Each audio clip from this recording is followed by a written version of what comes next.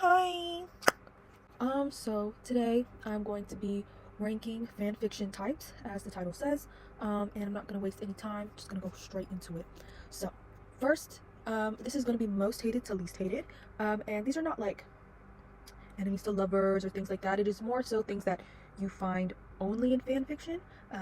You, at least in my experience, very rarely find this in literature, but I am illiterate. So, first, I wrote bimbo fanfiction.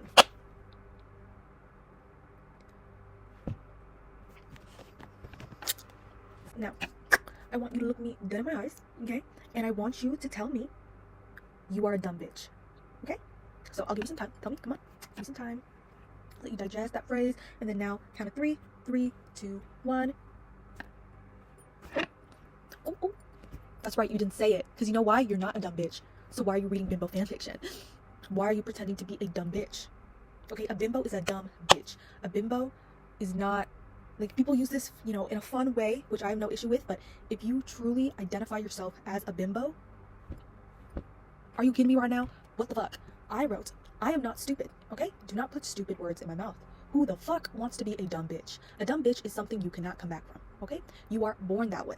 You are dumb, okay? But you are not a dumb bitch. A dumb bitch is way too much. It is way too much, okay? You cannot be saved from being a dumb bitch, okay? It is very different from being stupid.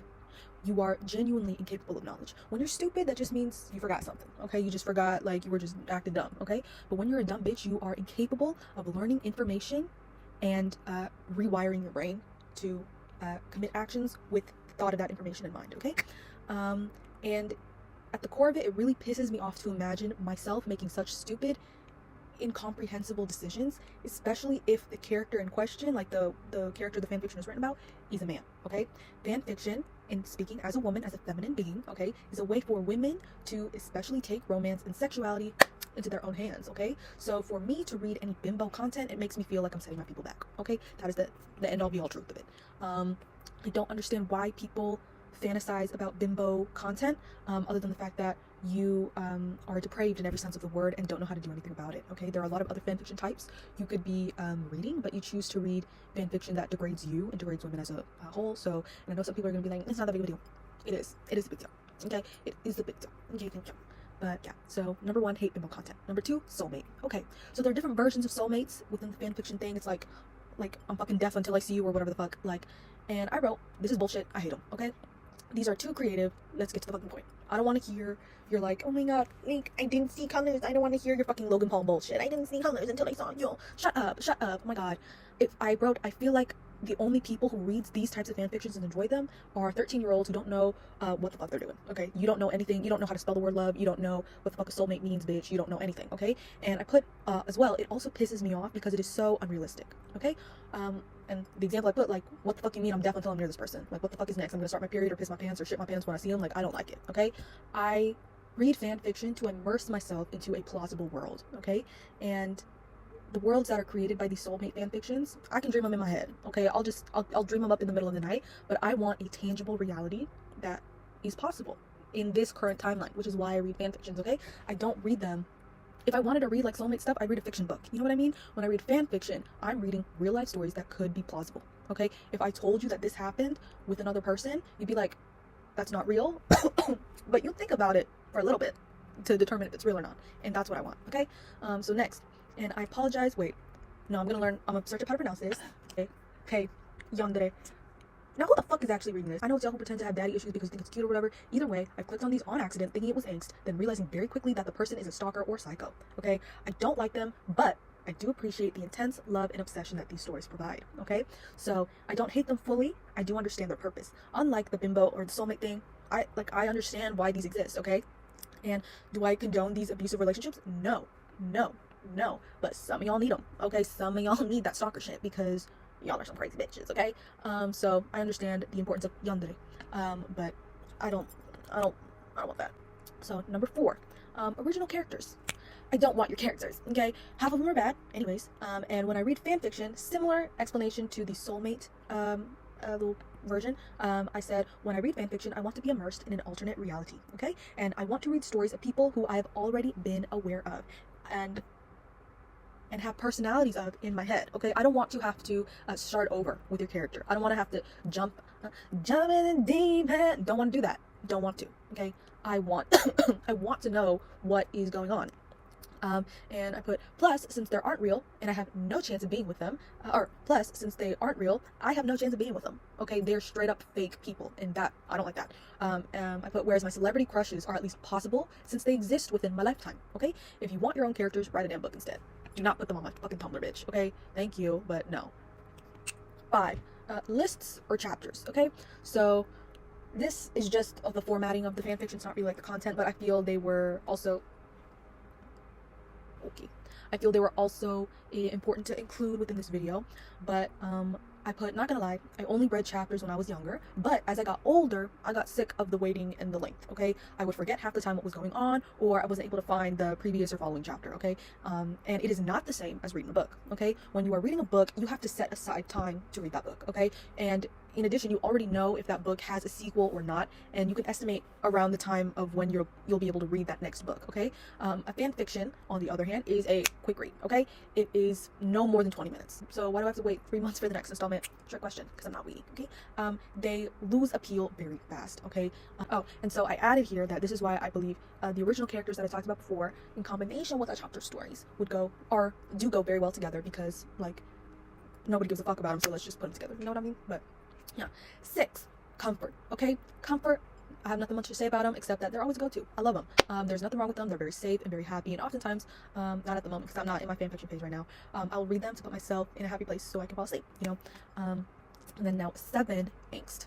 Okay, so I wrote that these are very special to me. Okay, you need to be in an appropriate mood to enjoy the beauty of an angst story. Okay, and this is a bad simile, but this is literally the only one that I can think of, and I put it is like mayonnaise. Okay, it is like mayo. Mayo is horrible off the bat, but when it is coupled with certain foods like a hamburger, una hamburguesa, okay, and not too much, it tastes great.